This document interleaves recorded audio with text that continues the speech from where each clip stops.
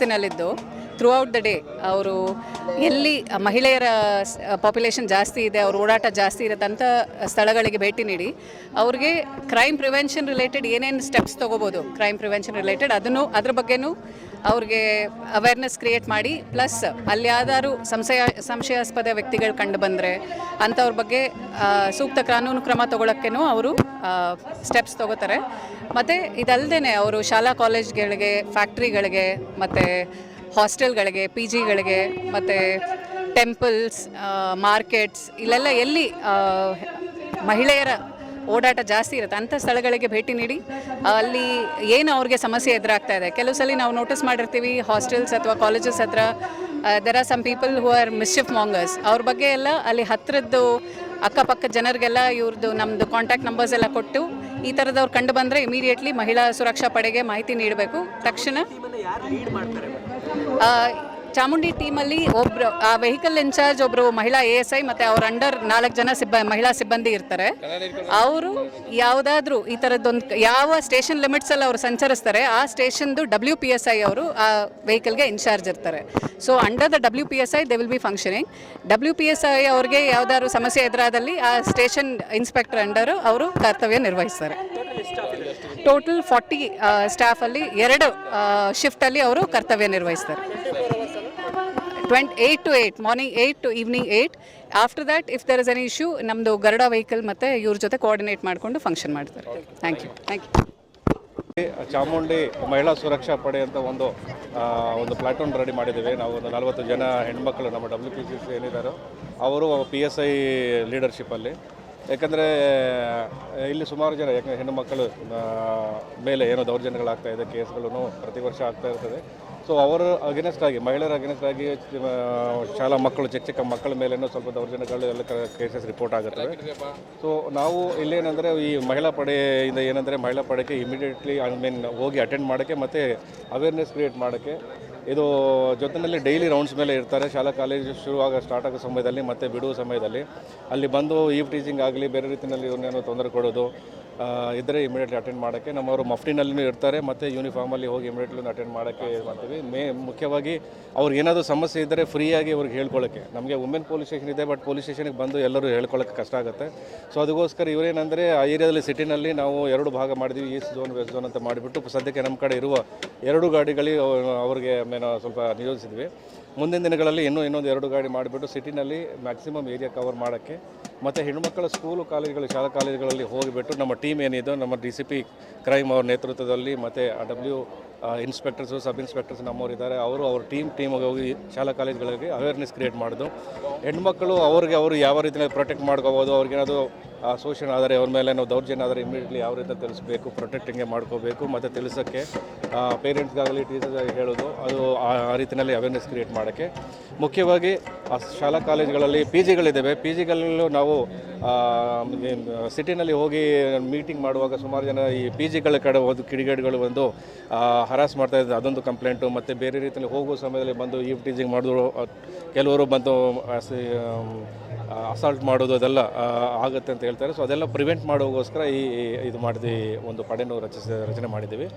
So ಮುಂದಿನ ದಿನಗಳಲ್ಲಿ ಇದೆಲ್ಲ ಏರಿಯಾ ಎಲ್ಲ ಕವರ್ ಮಾಡಿ ಈ PG ಆಗ್ಬೋದು, ಶಾಲಾ ಕಾಲೇಜುಗಳು, ವರ್ಕಿಂಗ್ ಪ್ಲೇಸಲ್ಲಿ ಆಗ್ಬೋದು, ಪ್ರತಿ ಆರ್ಗನೈಸೇಷನಲ್ಲಿ ವರ್ಕಿಂಗ್ ಪ್ಲೇಸಲ್ಲಿ ಸೆಕ್ಷುವಲ್ ಹರಾಸ್ಮೆಂಟ್ಗೆ ಅಗೇನೆಸ್ಟ್ ಆಗಿ ಒಂದು ಕಮಿಟಿ ಮಾಡಬೇಕಾಗುತ್ತೆ. ಆ ಕಮಿಟಿಗಳು ಪ್ರತಿ ಆರ್ಗನೈಸೇಷನಲ್ಲಿ ಇದೆ ಇಲ್ವಾ ಅದು ನೋಡೋದು, ಅವರಿಗೂ ಅವೇರ್ನೆಸ್ ಕ್ರಿಯೇಟ್ ಮಾಡೋದು. ಆ ರೀತಿಯಲ್ಲಿ ಪ್ರತಿ ಏರಿಯಾ ಕವರ್ ಮಾಡಬೇಕಾದ್ರೆ ಜೊತೆಯಲ್ಲಿ ಈ ಮೈಸೂರು ಸಾಂಸ್ಕೃತಿಕ ನಗರಿ, ಸುಮಾರು ಜನ ಪ್ರವಾಸಿಗರು ಬರ್ತಾರೆ. ಪ್ರವಾಸಿಗರು ಬಂದ ಸಮಯದಲ್ಲಿನೂ ಅದರಲ್ಲಿ ಸುಮಾರು ಜನ ಹೆಣ್ಮಕ್ಳು ಇರ್ತಾರೆ. ಸೊ ಅವ್ರಿಗೂ ಎಲ್ಲ ತೊಂದರೆ ಕೊಡೋದು ಇದ್ದರೆ ಅಲ್ಲಿ ಅಟೆಂಡ್ ಮಾಡೋದು. ಸೊ ಒಟ್ಟಾರೆ ಮೈಸೂರು ನಗರದಲ್ಲಿ ಮಹಿಳೆಯರ ಮತ್ತು ಮಕ್ಕಳ ಸುರಕ್ಷೆಗೋಸ್ಕರ ಏನೇನು ಪ್ರಿಕಾಷನ್ ತೊಗೋಬೇಕು ಅದು ಅವೇರ್ನೆಸ್ ಕ್ರಿಯೇಟ್ ಮಾಡೋದು. ಯಾರಾದರೂ ತಪ್ಪಿಸಿದರೆ ಅವ್ರ ಮೇಲೆ ಆ್ಯಕ್ಷನ್ ತೊಗೊಳ್ಳಿ ಅಂತ ಒಂದು ರಚನೆ ಮಾಡಿದ್ದೀವಿ. ಇಲ್ಲಿ ಫಸ್ಟ್ ಟೈಮು ನಮ್ಮ ಕಮಿಷನರೇಟಲ್ಲಿ ಸುರಕ್ಷಾ ಪಡೆ ಅಂತ ಪ್ರತ್ಯೇಕವಾಗಿ ಒಂದು ಪ್ಲಾಟೂನ್ ಒಂದು ಇದು ಇರಲಿಲ್ಲ. ನಾವು ಏನಾದರೆ ನಾರ್ಮಲಾಗಿ ಕಳಿಸ್ತಾ ಇದ್ದು, ಬಟ್ ಒಂದು ವ್ಯವಸ್ಥಿತವಾಗಿ ಅವರು ಅದೇ ಕೆಲಸಗೋಸ್ಕರನೇ ಎಕ್ಸ್ಕ್ಲೂಸಿವ್ಲಿ ಅಂತ ಏನು ಏರ್ಪಾಟು ಮಾಡೋದು ಆಗಿಲ್ಲ ಹಿಂದೆ. ಸೊ ತಮಗೆ ಹೇಳಿ ಗೊತ್ತು ಹೈದರಾಬಾದ್ ನಗರದಲ್ಲಿನೂ ಶಿ ಟೀಮ್ ಅಂತ ತುಂಬ ಸಕ್ಸಸ್ ಆಗಿದೆ. ಯಾಕಂದರೆ ಹೆಣ್ಮಕ್ಳಿಗೆ ಏನು ಸಮಸ್ಯೆ ಇದ್ರೂ ಶಿ ಟೀಮ್ ಹೋಗಿ ಅಟೆಂಡ್ ಮಾಡ್ತಾರೆ. ಅದೇ ರೀತಿಯಲ್ಲಿ ಮಫ್ಟಿನಲ್ಲಿ ಎಲ್ಲಿರ್ತಾರೋ ಗೊತ್ತಿಲ್ಲ, ಆ ರೀತಿಯಲ್ಲಿ ಅವರು ಸಡನ್ ಸರ್ಪ್ರೈಸ್ ಆಗಿ ಹೋಗಿ ಎಲ್ಲರೂ ಈವ್ ಟೀಚಿಂಗ್ ಅಂತ ಕಂಪ್ಲೇಂಟ್ ಬಂದರೆ ಅಲ್ಲಿ ಮಫ್ಟಿನಲ್ಲಿ ಹೋಗಿ ಹಿಡ್ಕೊಳ್ಳೋದು ಆ ರೀತಿಯಲ್ಲಿ. ಸೊ ಅದೇ ರೀತಿಯಲ್ಲಿ ಇಲ್ಲಿ ಇನ್ಫಾರ್ಮಲಿ ಅಂದರೆ ಮಫ್ಟಿನಲ್ಲಿ ಹೋಗಿ ಇದು ಮಾಡೋಕ್ಕೆ ಆ ರೀತಿಯಲ್ಲಿ ಎಲ್ಲ ಇದು ಪ್ರಿವೆಂಟ್ ಮಾಡೋಕ್ಕೂ ಮತ್ತು ಆ್ಯಕ್ಷನ್ ತೊಗೊಳಕ್ಕೆ ಅಂತ ಸ್ವಲ್ಪ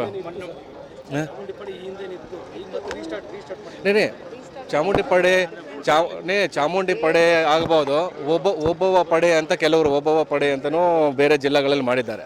ಬಟ್ ಅಲ್ಲಿ ಏನಂದರೆ ಅದು ಮ್ಯಾಂಡೇಟ್ ಅದು ಕರೆಕ್ಟ್ ಏನಂದರೆ ಒಂದು ವ್ಯವಸ್ಥಿತವಾಗಿ ಆಗಿಲ್ಲ. ಕೆಲವು ಕಡೆ ಒಬ್ಬವ ಪಡೆ ಸಕ್ಸಸ್ ಆಗಿದೆ. ಬಟ್ ಇಲ್ಲಿ ಏನಂದರೆ ಅಲ್ಲಿ ಸಮಸ್ಯೆ ಇದ್ದಾಗ ಹೋಗಿ ಅಟೆಂಡ್ ಮಾಡೋದೇ ಇಲ್ಲ. ಇಲ್ಲಿ ಸಮಸ್ಯೆ ಇದ್ದಾಗ ಹೋಗಿ ಅಟೆಂಡ್ ಮಾಡೋದೊಂದು, ಅದಕ್ಕಿಂತ ಮುಂಚೆನೇ ಪ್ರತಿ ಪ್ರದೇಶಕ್ಕೆ ಹೋಗಿ ಅವೇರ್ನೆಸ್ ಕ್ರಿಯೇಟ್ ಮಾಡಿ ಅವರಿಗೆ ನಾವು ಇದ್ದೀವಿ ಅಂತ ಹೇಳಿಬಿಟ್ಟು ಒಂದು ಧೈರ್ಯ ಕೊಡುವ ಕಾರ್ಯಕ್ರಮ ಅದು. ಸೊ ನಾವು ಎಲ್ಲಿನೂ ಇಲ್ಲೇ ಮಾಡ್ತಾಯಿದ್ದು ಅಂತ ಹೇಳ್ತಾ ಇಲ್ಲ, ಇರ್ಬೋದು ಬೇರೆ ಬೇರೆ ಫಾರ್ಮಲ್ಲಿ ಇರ್ಬೋದು. ಬಟ್ ಏನಂದರೆ ಸಕ್ಸಸ್ ಸ್ಟೋರೀಸ್ ನೋಡಿದರೆ ನೀವು ಹೈದರಾಬಾದ್ ನಗರದಲ್ಲಿ ಶಿ ಟೀಮ್ದು ತುಂಬ ಸಕ್ಸಸ್ಫುಲ್ ಆಗಿದೆ. ಚಿತ್ರದುರ್ಗದಲ್ಲಿ ಒಬ್ಬವ ಪಡೆ ಒಂದು 5-6 ವರ್ಷಕ್ಕೆ ಹಿಂದೆ ಸ್ಟಾರ್ಟ್ ಮಾಡಿದಾಗ ಅದನ್ನು ಅಲ್ಲಿ ಸಕ್ಸಸ್ ಆಯಿತು. ಬಟ್ ಅದೇನು ಲಿಮಿಟೆಡ್ ರೋಲ್ ಇತ್ತು. ನಮಗೇನೆಂದರೆ ಇಲ್ಲಿ ಇದು ಮೈಸೂರು ನಗರ ದೊಡ್ಡ ಪ್ರದೇಶ ಇದು, ಮತ್ತು ಸುಮಾರು ಜನ ಬರ್ತಾ ಇರ್ತಾರೆ. ಸೊ ಅದಕ್ಕೋಸ್ಕರ ಏನಂದರೆ ಇಲ್ಲಿ ನಾವು ಒಂದು ಶಾಂತಿಯುತ ಒಂದು ಎನ್ವಿರಾನ್ಮೆಂಟ್ ಕ್ರಿಯೇಟ್ ಮಾಡೋಕ್ಕೆ, ಮತ್ತು ಇಲ್ಲಿ ಬಂದರೆ ಪ್ರತಿಯೊಬ್ಬರಿಗೂ ಸುರಕ್ಷತೆ ಇರುತ್ತದಂತ ಇದು ಕಾನ್ಫಿಡೆನ್ಸ್ ಇರಬೇಕು ನಮಗೆ ಇಲ್ಲಿ. ಯಾಕಂದರೆ ನೈಟು ಡೇ ಆ್ಯಂಡ್ ನೈಟ್ ಎಲ್ಲ ಬರ್ತಾರೆ ಹೆಣ್ಮಕ್ಳು, ದೇಶ ವಿದೇಶದಿಂದ ಬರ್ತಾರೆ ಸುಮಾರು ಜನ. ಕೆಲವು ಸಾರಿ ಓನ್ಲಿ ಲೇಡೀಸೇ ಬರ್ತಾರೆ ಇಲ್ಲಿಗೆ, ಫ್ಯಾಮಿಲಿ ಜೊತೆ ಬರ್ತಾರೆ. ಯಾವುದು ಈಗ 112 ಇದೆ. ಈಗ ನಾವು ಏನು ಮಾಡಿದೀವೋ ಟೀಮ್ಸು, ಆ ಟೀಮ್ ಅವ್ರ ನಂಬರ್ಸು ಅಲ್ಲಲ್ಲಿ ಹೋದಾಗ ಆ ಏರಿಯಾದಲ್ಲಿ ಯಾರು ಇಮಿಡಿಯೇಟ್ಲಿ ಅವ್ರ ನಂಬರ್ ಅವ್ರು ಶೇರ್ ಮಾಡ್ತಾರೆ.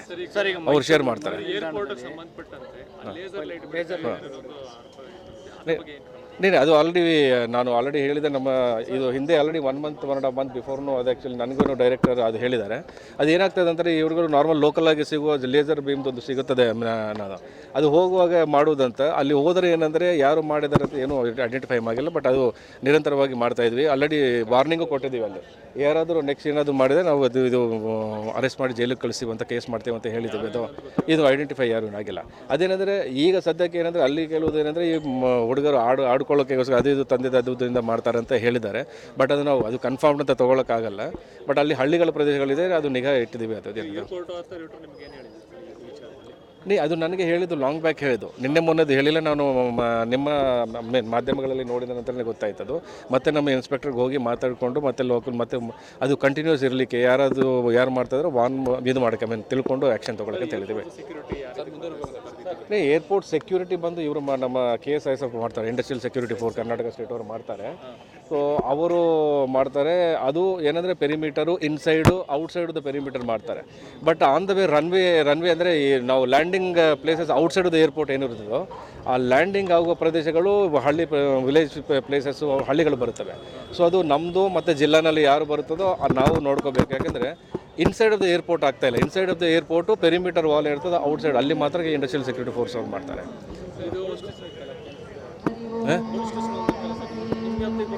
ಪೊಲೀಸ್ ಹಾಂ ಏರ್ಪೋರ್ಟ್ ನಮಗೆ ಬರ್ತದೆ. ಏರ್ಪೋರ್ಟ್ ವಿದ್ಯಾರಪುರ ನಮಗೆ ಬರುತ್ತದೆ. ಸುತ್ತಮುತ್ತ ಪ್ರದೇಶಗಳು ಇವರಿಗೆ ಡಿಸ್ಟ್ರಿಕ್ಟ್ ಬರುತ್ತದೆ.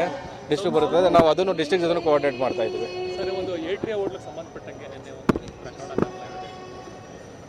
ಮಹಿಳಾ ಕ್ಯಾಶಿಯರ್ ಮೇಲೆ ಒಂದು ಅತ್ಯಾಚಾರ ಏಟ್ರಿ ಹೋಟೆಲ್ ನಾನು ಹೇಳ್ತೇನೆ ಡೀಟೇಲ್ಸ್ ಅಂತ.